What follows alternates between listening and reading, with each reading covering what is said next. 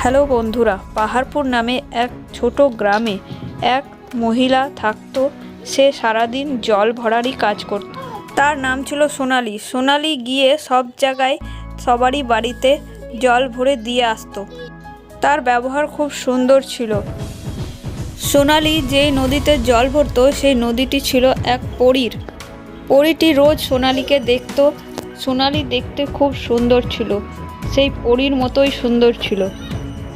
একদিন সোনালি অনেক হাঁপিয়ে পড়েছে জল ভরতে ভরতে, তাই দেখে পরী তার রূপ নিয়ে জল ভরে সবার বাড়িতে গিয়ে দিয়ে আসে।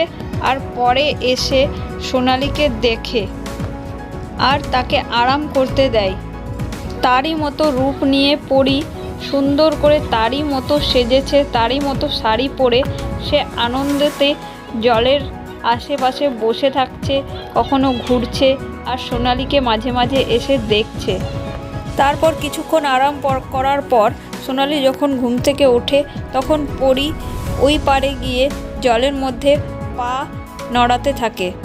তারপর সোনালিকে সে জানতে দেয় না যে তার সব কাজ করে দিয়েছে পরী।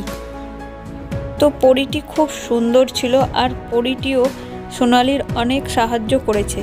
তো বন্ধুরা, গল্পটি ভালো লাগলে গল্পে লাইক, শেয়ার, কমেন্ট করে দিও আর চ্যানেলটাকে সাবস্ক্রাইব করে দিও। তো দেখা হচ্ছে পরের গল্পের সাথে।